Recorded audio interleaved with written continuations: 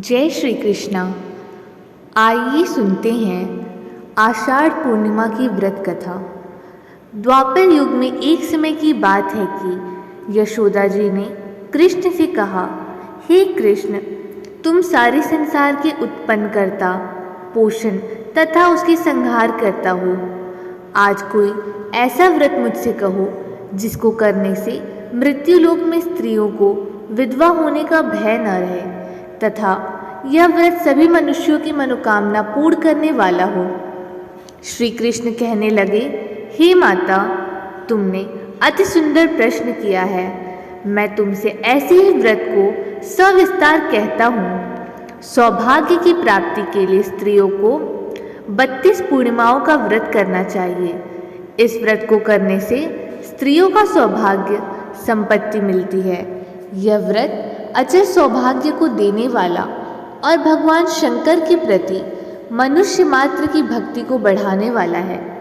यशोदा जी कहने लगी, हे कृष्ण, सर्वप्रथम इस व्रत को मृत्युलोक में किसने किया था? इसके विषय विस्तार पूर्वक मुझसे कहो। श्री कृष्ण जी कहते हैं, इस भूमंडल पर एक अत्यंत प्रसिद्ध राजा चंद्रहास से पालित अनेक प्रकार के रत्नों से परिपूर्ण कातिका नाम की एक नगरी थी। वहाँ धनेश्वर नाम का एक ब्राह्मण था और इसकी स्त्री अति सुशील रूपवती थी। दोनों ही उस नगरी में बड़े प्रेम से रहते थे। घर में धन धान्य आदि की कोई कमी नहीं थी। उनको एक बड़ा दुख था, उनकी कोई संतान नहीं थी, जिसकी वजह से वह बहुत दुखी रहते थे।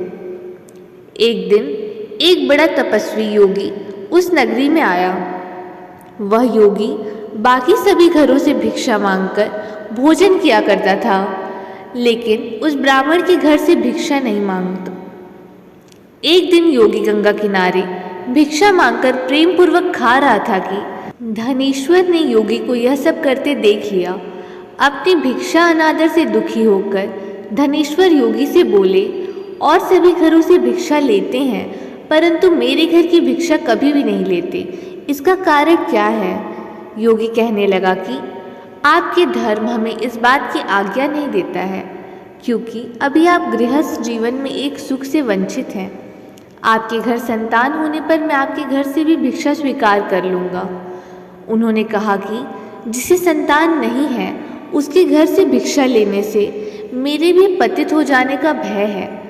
धनेश्वर यह सब बात सुनकर बहुत ही दुखी हुआ और हाथ जोड़कर योगी के पैरों पर गिर पड़ा तथा दुखी मन से कहने लगा कि आप मुझे संतान प्राप्ति के उपाय बताएं। आप सर्वज्ञ हैं, मुझ पर अवश्य ही यह कृपा कीजिए। धन की मेरे घर में कोई कमी नहीं है, लेकिन मैं संतान न होने के कारण अत्यंत दुखी हूँ। आप मेरे इस दुख का हरण कीजिए। यह सुनकर योगी कहने लगे, तुम चंडी की आराधना करो।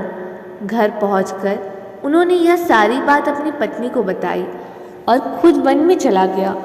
वन में पहुंचकर उसने चंडी की आराधना की और उपवास किया। चंडी ने 16 दिन उसको सपने में दर्शन दिए और कहा कि हे धनेश्वर, जा, तेरे पुत्र होगा, लेकिन उसकी आयु सिर्फ 16 वर्ष होगी। 16 वर्ष की आयु में ही उसकी मृत्यु हो जाएगी।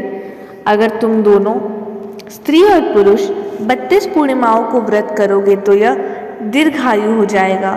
जितनी तुम्हारी सामर्थ्य हो उतने आँचे के दिए जलाकर शिव जी की पूजन करना, लेकिन पूर्णमासी 32 ही होनी चाहिए। सुबह होते ही तुम्हें इस स्थान के पास एक आम का पेड़ दिखाई देगा।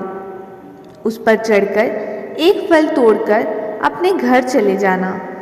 अपनी स्त्री का इस बारे में बताना। सुबह स्नान होने के बाद वह स्वच्छ होकर शंकर जी का ध्यान करके उस फल को खा ले। तब शंकर भगवान की कृपा से उसको गर्भ हो जाएगा। जब ब्राह्मण सुबह उठा तो उसे उस स्थान पर आम का पेड़ दिखाई दिया और वह उससे फल तोड़ने को चढ़ा, लेकिन वह पेड़ पर चढ़ नहीं पा रहा था। यह देखकर उसे बड़ी चिंता हुई। उसने भगवान गणेश की उपासना की और कहा, हे दयानिधे, अपने भक्तों के विघ्नों का नाश करके उनके मंगल कार्य को करने वाले, दुष्ट का नाश करने वाले, रिद्धि सिद्धि देने वाले, आप मुझे इतना बल दें कि मैं अपनी मनोकामना पूरी कर सकूं। इसके बाद वह पेड़ से फल तोड़कर अपनी पत्नी के पास पहुंचा। उसकी पत्नी ने अपने पति के कहे अनुसार इस फल को खा लिया और वह गर्भवती हो गई। देवी की कृपा से उसे बहुत सुंदर पुत्र पैदा हुआ।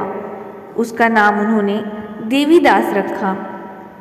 माता पिता के हर्ष और शोक के साथ वह बाल बढ़ने लगा।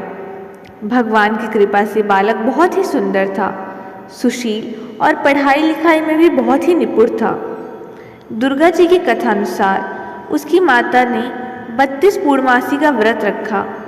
जैसे ही 16वां वर्ष लगा, दोनों पति पत्नी बहुत दुखी हुए, कहीं उनके पुत्र की मृत्यु न हो जाए। उन्होंने सोचा कि अगर उनके सामने यह सब हुआ तो वह कैसे देख पाएंगे। तभी उन्होंने देवीदास के मामा को बुलाया और 1 वर्ष के लिए देवीदास को काशी में पढ़ने के लिए भेज दिया। 1 वर्ष के बाद उसे वापस लेकर आ जाना। देवीदास अपने माता के साथ एक घोड़े पर सवार होकर चल दिया। उसके मामा को भी यह बात नहीं पता थी। दोनों पति पत्नी ने 32 पूर्णमासी का व्रत पूरा किया। दूसरी तरफ मामा और भांजा दोनों रात गुजारने के लिए रास्ते में एक गांव में रुके। उस दिन उस गांव में ब्राह्मण की कन्या का विवाह होने वाला था। जिस धर्मशाला में वर और बारात के बाकी लोग रुके हुए थे, उसी धर्मशाला में देवीदास और उसका मामा ठहर गए। उधर कन्या को तेल आदि चढ़ने के बाद जब लग्न का समय आया तो वर की तबीयत खराब हो गई। वर के पिता ने अपने परिवार वालों से विचार विमर्श करके कहा कि यह देवीदास मेरे पुत्र जैसा ही है, मैं इसके साथ लगन करा दूं और बाद में बाकी सारे काम मेरे बेटे के साथ पूरे हो जाएंगे। ऐसा कहने के बाद वर के पिता देवीदास को मांगने के लिए उसके मामा के पास गए और उन्हें सारी बात बताई। मामा ने कहा कि कन्यादान में जो कुछ भी मिलेगा वो हमें दे दिया जाए। वर के पिता ने बात स्वीकार कर ली। इसके बाद देवीदास का विवाह कन्या के साथ संपन्न हो गया। इसके बाद वह अपनी पत्नी के साथ भोजन न कर सका और मन में विचार करने लगा कि न जाने यह किसकी पत्नी होगी। यह सोचकर उसकी आंखों में आंसू आ गए। तब वधू ने पूछा कि क्या बात है, आप उदास क्यों हैं? तब उसने सारी बातें पत्नी को बता दी। तब कन्या कहने लगी, यह ब्रह्म विवाद के विपरीत है। आप ही मेरे पति हैं, मैं आपकी पत्नी रहूंगी, किसी अन्य की कभी नहीं। तब देवीदास ने कहा, ऐसा मत करिए, क्योंकि मेरी आयु बहुत कम है, मेरे बाद आपका क्या होगा? लेकिन उसकी पत्नी नहीं मानी और बोली, स्वामी आप भोजन कीजिए। दोनों रात में सोने के लिए चले गए। सुबह देवीदास ने पत्नी को 4 नगों से जड़ी एक अंगूठी दी और एक रुमाल दिया और बोला कि हे प्रिय, इसे लो और संकेत समझकर स्थिर चित हो जाओ। मेरे मरण और जीवन जानने के लिए एक पुष्प वाटिका बना लो, उसमें सुगंधि वाली एक नवमल्लिका लगा लो। उसको प्रतिदिन जल से सींचा करें और आनंद के साथ खेलो कूदो। जिस समय और जिस दिन मेरा प्राणांत होगा, उस दिन यह फूल सूख जाएंगे। जब यह फिर से हरे हो जाएं, तो जान लेना मैं जीवित हूँ। यह समझाकर वह वहाँ से चला गया। इसके बाद जब वर और बाकी बाराती मंडप में आए, तो कन्या ने उसे देखकर कहा कि यह मेरा पति नहीं है, मेरा पति वह है जिसके साथ रात में विवाह हुआ है। इसके साथ मेरा विवाह नहीं हुआ है। अगर यह वही है तो यह बताएं कि मैंने इसके क्या दिया है और साथ ही कन्यादान के समय आभूषण में उन्हें क्या मिला है। कन्या की ये सारी बातें सुनकर वह कहने लगा कि मैं ये सब नहीं जानता। इसके बाद सारी बारात भी अपमानित होकर लौट गई। भगवान कृष्ण बोले, हे माता, इस प्रकार देवीदास काशी चला गया। कुछ समय बीत तो गया तो एक सर्प उसको डसने के लिए वहाँ आया, लेकिन वह उसे काट नहीं पाया, क्योंकि उसकी माता ने पहले ही 32 पूर्णिमा का व्रत कर लिया था। इसके बाद खुद काल वहाँ पहुँचा। भगवान की कृपा से तभी वहाँ माता पार्वती और भगवान गणेश भी आ गए। देवीदास को मूर्छित दशा में देखकर माता पार्वती ने भगवान शिव से प्रार्थना की कि महाराज, इस बालक की माता ने पहले ही 32 पूर्णिमा के व्रत कर लिए हैं, आप इसको प्राण दें। भगवान शिव ने माता पार्वती के कहने पर उसे प्राण दान दे दिए। उधर उसकी पत्नी उसके काल की प्रतीक्षा कर रही थी। उसकी पत्नी ने जाकर देखा कि पुष्प और पत्र दोनों ही नहीं हैं, तो उसको बहुत आश्चर्य हुआ। और जब उसने देखा कि पुष्प वाटिका फिर से हरी हो गई, तो वह समझ गई कि उसका पति जिंदा हो गया है। इसके बाद वह बहुत ही प्रसन्न होकर अपने पिता से कहने लगी कि मेरे पति जीवित हैं, उनको ढूंढिए। जब 16वां वर्ष व्यतीत हो गया तो देवीदास भी अपने मामा के साथ काशी चल दिया। इधर उसकी पत्नी के परिवार वाले उन्हें ढूंढने के लिए जा ही रहे थे कि उन्होंने देखा कि देवीदास और उसका मामा उधर ही आ रहे थे। उसको देखकर उनके ससुर बहुत प्रसन्न हुए और उसे अपने घर ले आए। वहाँ सारा वगैरह इकट्ठा हो गया और कन्या ने भी उसे पहचान लिया। देवीदास ने इसके बाद अपनी पत्नी और मामा को लेकर वहाँ से चल दिया। उसके ससुर ने भी उसे बहुत धन दहेज दिया। जब वह अपने घर की तरफ चल रहा था तो उसके माता पिता को लोगों ने खबर कर दी, तुम्हारा पुत्र देवीदास अपनी पत्नी और मामा के साथ आ रहा है। ऐसा समाचार सुनकर पहले तो उन्हें विश्वास नहीं हुआ, लेकिन जब देवीदास आया और उसने अपने माता पिता के पैर छुए तो देवीदास के माता पिता ने उनका माथा चूमा और दोनों को अपने सीने से लगा लिया।